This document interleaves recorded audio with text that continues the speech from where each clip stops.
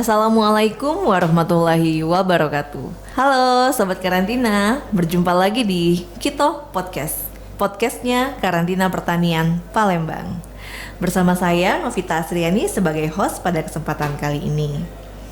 Oke, Sobat Karantina, pada kesempatan kali ini kita menghadirkan bintang tamu dari Inspektorat Jenderal Kementerian Pertanian, yaitu Bapak Muhammad Taufik Mahmud. Bapak boleh disapa pemirsa kita podcastnya, Pak? Nah, dan juga di sebelah kanan saya juga ditemani oleh Kasubag Tata Usaha Karantina Pertanian Palembang, yaitu Bapak Muhammad Sahrul SP. Bapak disapa, Pak? Ya. Oke, Pak Taufik, apa kabar Bapak? Alhamdulillah baik-baik, sehat. Ya. Pak, kalau udah masuk di Kito Podcast ini, kita wajib menyapa pemirsa Kito Podcast ini dengan salam dari Palembang ya Pak ya? Oke, ya. siap. Jadi nanti kalau saya bilang salam dari Palembang, kita jawabnya Kito Paca ya Pak ya? Tangannya sarang juga Pak. Gimana? Kito Paca, iya. Oke, salam dari Palembang. Kito Paca. Pak Taufik, jadi Kito Paca itu sendiri merupakan singkatan dari kerja ikhlas tercapai optimal, profesional, amanah, cermat, akuntabel, dan konsisten. Oke, Sobat Kito Podcast, jadi Pak Taufik ini seperti yang saya sudah katakan di awal tadi, bertugas di Inspektorat Jenderal Kementerian Pertanian, salah satu eselon di Kementerian Pertanian. Pak Taufik, boleh kita tahu Bapak udah berapa lama bertugas di Inspektorat Jenderal, Pak? Saya bekerja sebagai Auditor di Inspektorat Jenderal sejak tahun 1986. 1986, jadi udah Berarti sudah 37 tahun. 37 tahun, wow, luar biasa. Jadi pengalamannya udah banyak ya Pak ya di Inspektorat Jenderal? Sudah banyak. Sudah banyak. Ya. Pak, selama bertugas di Inspektorat Jenderal itu pengalaman yang paling berkesan itu apa Pak? Pengalamannya boleh di-share ke pemirsa kita podcast? Pengalaman saya cukup banyak sekali ya, Iya. cukup banyak. Terutama kita pengalaman melaksanakan audit,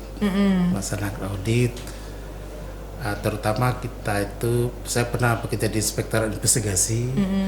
Nah, di Inspektorat Investigasi itu pengalaman kita agak sulit karena dalam Inspektorat Investigasi itu kita harus membuktikan pengaduan masyarakat tentang adanya dugaan penyimpangan. Nah, di situ kita ASN di Kementerian di Pertanian, Pak, Pertanian dalam berbagai aspek, sehingga di situ kita harus betul-betul punya kemampuan untuk mendeteksi kebenaran dari penyimpangan tersebut.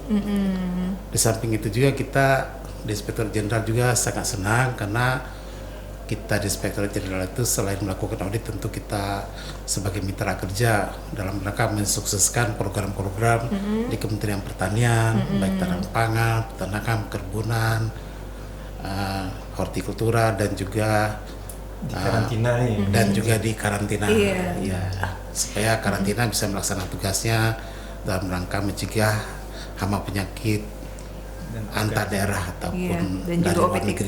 OPTK dan ke HPKK. Indonesia. Iya. Bapak, jadi boleh kita informasikan ke pemirsa di rumah bahwa sebenarnya tugas pokok dari Inspektorat Jenderal itu apa, Pak? Tugas pokok dari Inspektorat Jenderal pertama, kita merupakan mitra kerja. Mitra kerja dengan unit eselon 1 di Kementerian Pertanian, termasuk unit pelaksana tugas. Nah, di sana kita melakukan pengawalan program-program pembangunan agar pembangunan itu sesuai dengan target-target. Di samping itu juga tepat tujuan, tepat sasaran, kemudian juga tepat guna. Dan sehingga dalam rangka membantu pembangunan pertanian dan juga membantu masyarakat pertanian. Nah, tugas kita selain melakukan pembinaan juga melakukan audit, melakukan audit terhadap pelaksanaan kegiatan di Kementerian Pertanian. Kemudian juga kita melakukan monitoring, evaluasi, dan melakukan review, sehingga pelaksanaan tugas kita berjalan sesuai dengan tupoksi dan target.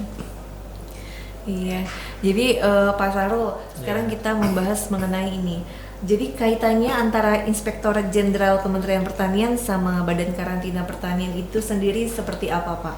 Kan sama-sama eselon nih Pak ya di Kementerian Pertanian. Bisa dijelaskan hubungannya seperti apa?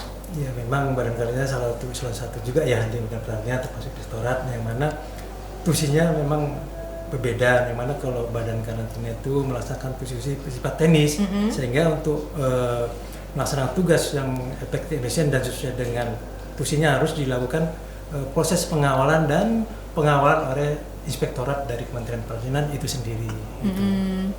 Oh begitu.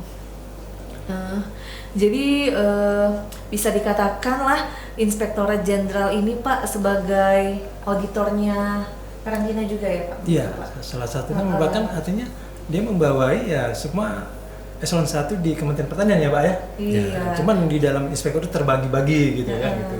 Itu. Jadi Sobat Kito Podcast, Inspektorat Jenderal ini setiap tahun ya Pak ya? Memang ada jadwalnya datang ke kantor kita? Kalau kita melakukan audit tergantung dari program kerja audit, bisa setiap tahun, bisa 2 tahun sekali.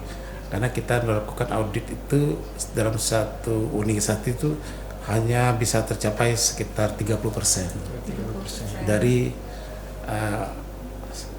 UPT yang ada, sehingga kita bisa setiap tahun atau 2 tahun sekali atau 3 tahun sekali, tergantung kebutuhan. Jadi kita harapkan dalam 3 tahun semua bisa kita audit sehingga tidak bisa setiap tahun. Jadi enggak. Jadi belum tentu setiap tahun Palembang didatangi belum tentu audit ya Pak ya. Bisa 2 atau 3 tahun sekali. Nah, Sobat Karantina, karena pengalaman Pak Taufik ini sudah lama sekali di Inspektorat Jenderal, Pak, sekarang kami mau tanya nih, kira-kira nih, untuk kami ASN yang berada di Kementerian Pertanian ini Pak, pesan-pesannya ini apa Pak ya? Ada pesan-pesan apa untuk kami supaya kami ini bekerja dengan baik atau tepat sesuai prosedurnya atau gimana Pak? Boleh dikasih pesan sedikit ya Pak? Oke, baik. Jadi tentunya kita mengharapkan ASN kita di Kementerian Pertanian itu bisa bekerja dengan baik ya. Nah, untuk bekerja dengan baik itu tentu harus profesional. Artinya profesional itu setiap ASN punya kapabilitas, punya kompetensi dalam melaksanakan kegiatan. Kemudian juga punya integritas, jujur, amanah, dan melaksanakan tugas sesuai dengan peraturan perundang-undangan serta disiplin. Iya, sesuai dengan salam dari Palembang tadi ya Pak ya. Salam Palembang tadi sangat cocok dengan disiplin konsisten. Iya, konsisten. Memang yang paling sulit itu konsisten ya Pak. Untuk menerapkan itu. Pak Sarul, bisa dijelaskan lagi nih Pak, dengan adanya audit dari Inspektorat Jenderal ini, kita bisa melakukan perbaikan terus-menerus ya Pak ya terhadap kinerja kita?